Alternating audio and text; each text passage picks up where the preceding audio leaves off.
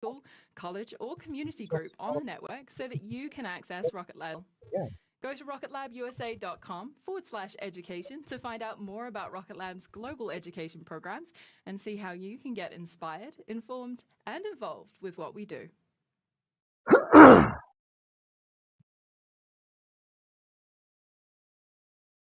Por ahí está el Terran 1, Terran 1, el cohete que, como les decíamos, bueno, es un cohete que está impreso en 3D, pero especialmente lo que es la estructura externa, ¿no? Obviamente adentro tiene aún componentes que no sé si los tanques están también impresos, no estoy seguro, pero al menos el cohete sí.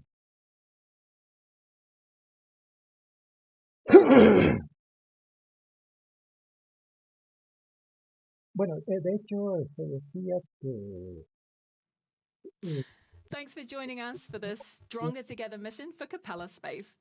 We've come a long way from our first Electron launch in 2017. Rocket Lab started off with rockets as a small launch services provider, and we have now launched to space 33, nearly 34 times for our customers. Now we're also developing our large lift vehicle Neutron, and we have expanded our production capacity to in-space technologies. Through the acquisition of leading aerospace component manufacturers and the expansion of our teams across the United States, Canada, and New Zealand, Rocket Lab is making it easier than ever to get your idea on orbit. Here's Julie Kelly, Business Development Director, speaking to the exciting possibilities for Rocket Lab's Space Systems division.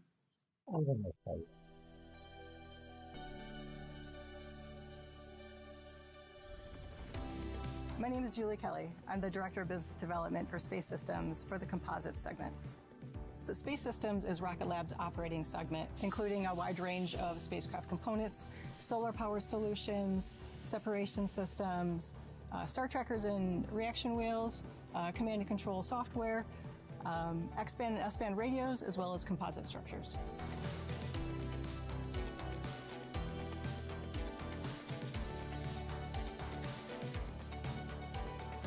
We got into space systems to provide a vertically integrated solution for our customers. Our Space Systems division allows us to provide the Photon family of satellites and a range of satellite components to bring constellation volume and pricing to our customers. Space Systems heritage includes over 1,700 spacecraft on orbit with a Rocket Lab component. Some of the major missions that Space Systems has contributed to include the Mars InSight rover, Mars Ingenuity helicopter, NASA's James Webb Space Telescope, OneWeb's 600 satellite constellations, which brought global broadband connectivity. And of course, NASA's Capstone mission, which was a pathfinder to Artemis's mission to the moon.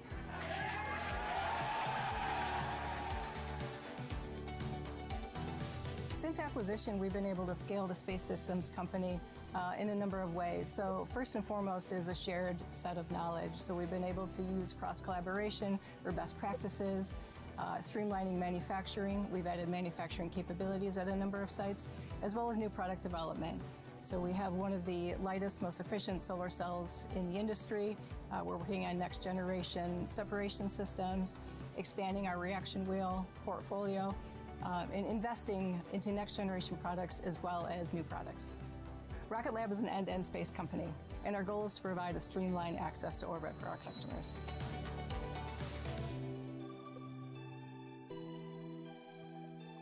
It's always great to hear from our different global teams on what they love about the work we do together.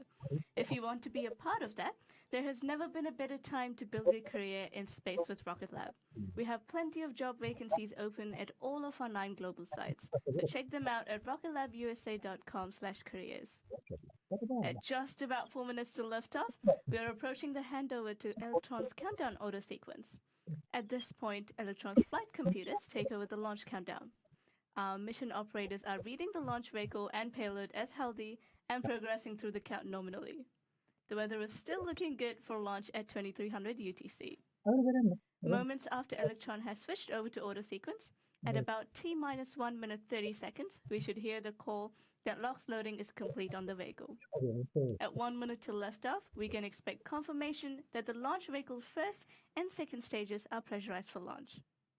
At T-minus 10 seconds, you will hear our launch director, Joseph Carpico, make the iconic count to 0. Let's hand over now to Mission Control and listen in for these checkpoints. We will check back in with you shortly after liftoff.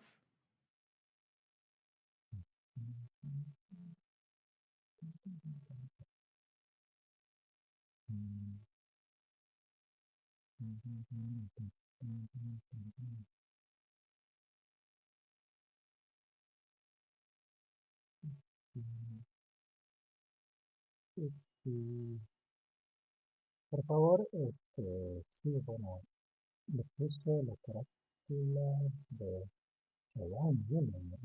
LD GC countdown. Go GC. Stand by LD. Este se llama Electron.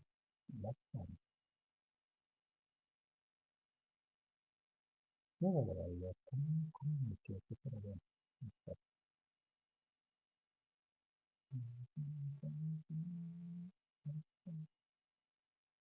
LD GC countdown. Go ahead, GC. ECS disabled, pad auto sequence armed, pad ready for launch. Roger, thank you. All operators LD on countdown. From now on, there should be no red flags on your critical LCCs. Beacon LD. LD Beacon. Confirm all expected flight computer ASGOs are green. Confirmed. Beacon, lock auto sequence and confirm. Auto sequence locked. All operators, we are go for auto sequence start at T-minus 2 minutes. LD is go for launch.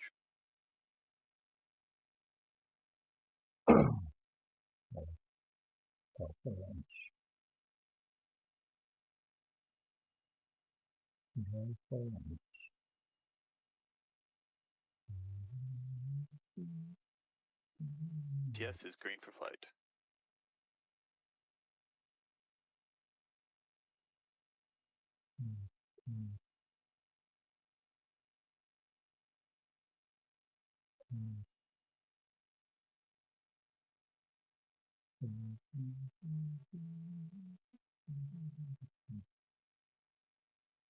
Oxide is complete. System is in recirc.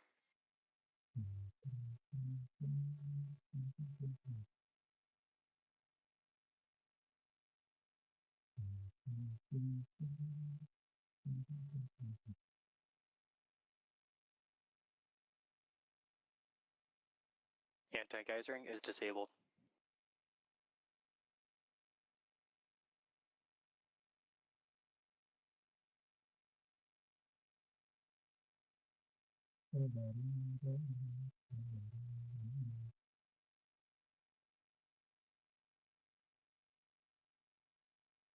Stage 1, Stage 2 press for flight. High flow engine purge enabled.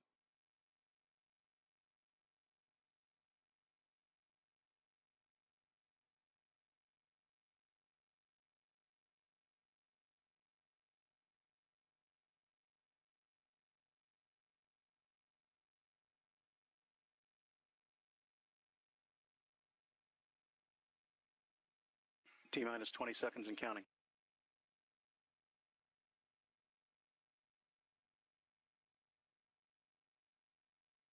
Deluge activated. 10, 9, 8, 7, 6, 5, 4, 3, 2, 1. We have liftoff.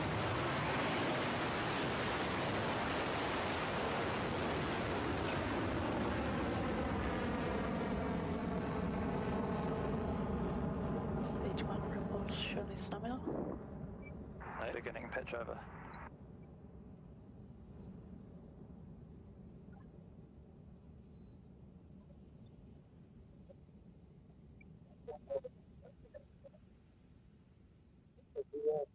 And we're flying. Our 34th Electron vehicle is in the air and on the way to orbit after lifting off from Launch Complex 2. You can see the exhaust from those 9 Rutherford engines glowing bright as they propel the vehicle with Capella's satellites to space. Now that Electron has left the pad, its next milestone is max Q, the moment when the density of the air around the vehicle and its acceleration through that air creates the maximum aerodynamic pressure that the vehicle will experience in flight. You'll hear Mission Control announce this milestone soon enough. Approaching max Q. He will count you in, remember. Saying max Q. As you may have heard from our mission operator's call there, Electron has now passed through max Q. The vehicle has throttled back up to a velocity of over 1,000 meters per second, just a fraction of its maximum velocity as it proceeds to orbit. We're about to reach another 3 milestones in the flight, and each will happen quite quickly, so we'll explain all 3 in one go. To start, we need to separate the first stage of the vehicle from the second and third stage, also known as the kick stage, which holds Capella's satellites. The first stage is essentially a large fuel tank. Once that fuel is depleted, we jettison the tank so that the second stage can carry on to our orbital destination. To separate cleanly, we need to throttle down those 9 Rutherford engines on the first stage. This is known as main engine Stage cutoff, or propulsion MECO for short. nominal. Once these engines have throttled down, the first and the second stage separate. Next, you'll see the vacuum-optimized Rutherford engine ignites to carry the second and the Please third stand by stage for MECO. the rest of the way into space.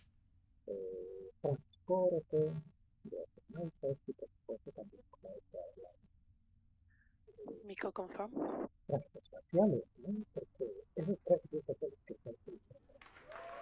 Stage separation successful. Stage to ignition.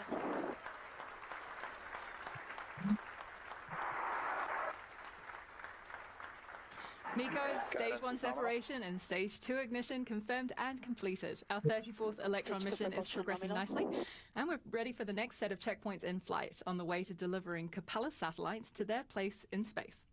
We are listening for the call to confirm that Electron's HVP fairing, battery the discharge pointing nominal. protective shell at the top of the rocket, has been jettisoned to expose the satellites in preparation for deployment.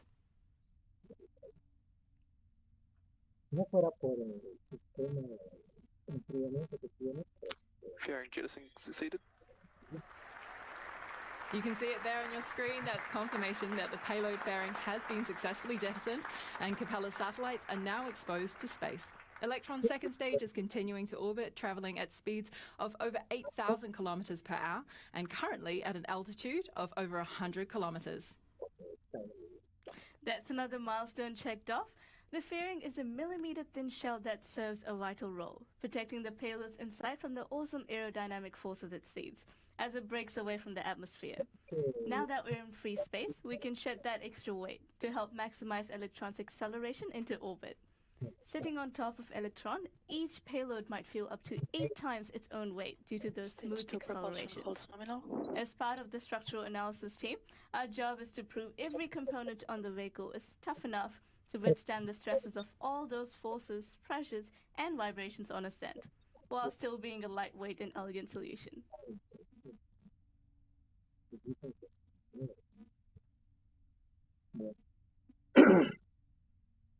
Y se nota, ¿no? Cuando se sale ya se ve la chineta, cómo se ve pero nosotros de acá no lo vemos, ¿no?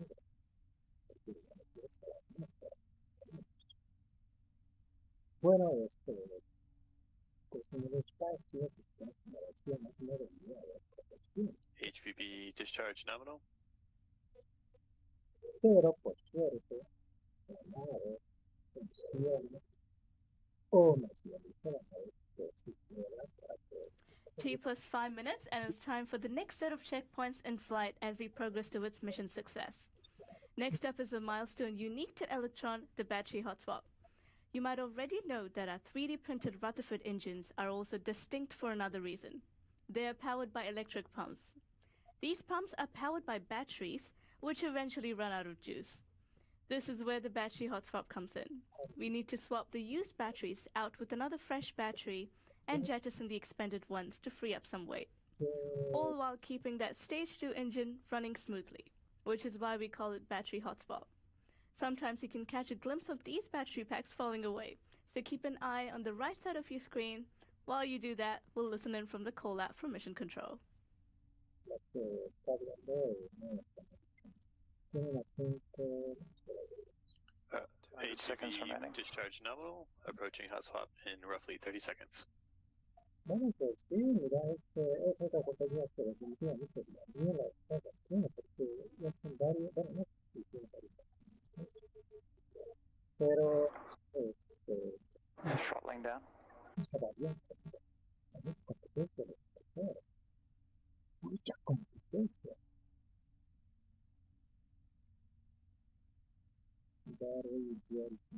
Hot swap successful. Stage 2 propulsion holds nominal. Battery just in control. Electron's second stage is now running on a fresh battery. You saw it there, with the battery hot swap confirmed successful by mission control. We're in the stage 2 burn for a few minutes longer, but the next major milestone we have is SECO, or second engine cutoff. Similar to MECO, which happens before first stage separation, SECO is when the Rutherford engine on the second stage will shut down just before the second stage separates from the kick stage, which of course will continue on to payload deployment.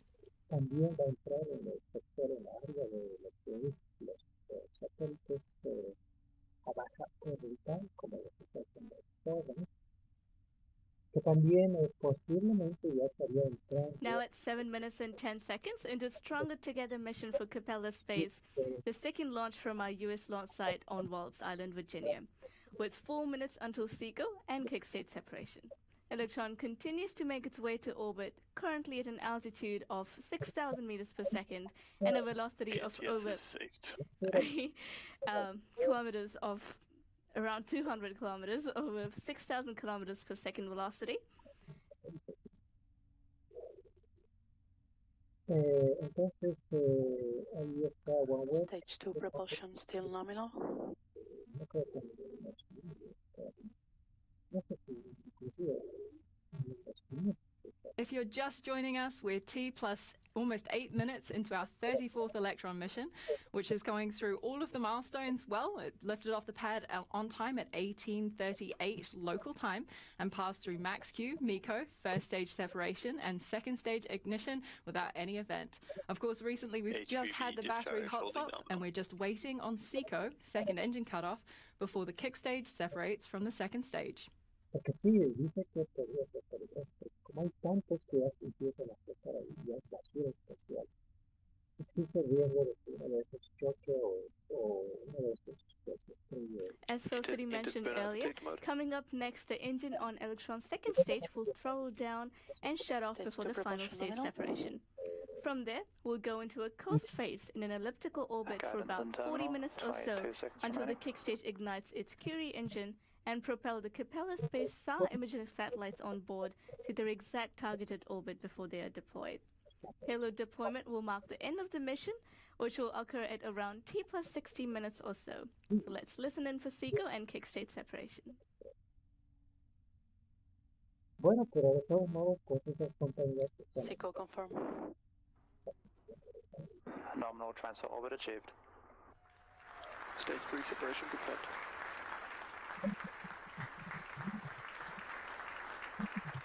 The space-optimized Rutherford engine on Electron's second stage has now throttled down, and the second stage has cleanly separated from the kick stage. The SECO and second stage separation milestones for this mission are complete. The next phase of the mission takes a little longer than that action-packed first 8 minutes after launch, but it's worth the wait.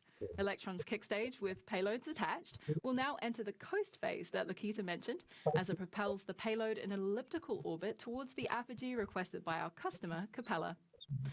Once it has arrived at the requested orbit, the small but mighty Curie engine on the kick stage completes one final injection burn to raise the perigee of that elliptical orbit so that the orbit is circular. After circularizing this orbit, we can then deploy Capella's satellites and wish them well as they settle into their new home in space. We will have a simulated view of this payload deployment, plus live feeds from mission control, so stay with us on this webcast. We'll be back with you at T plus 51 minutes. See you soon.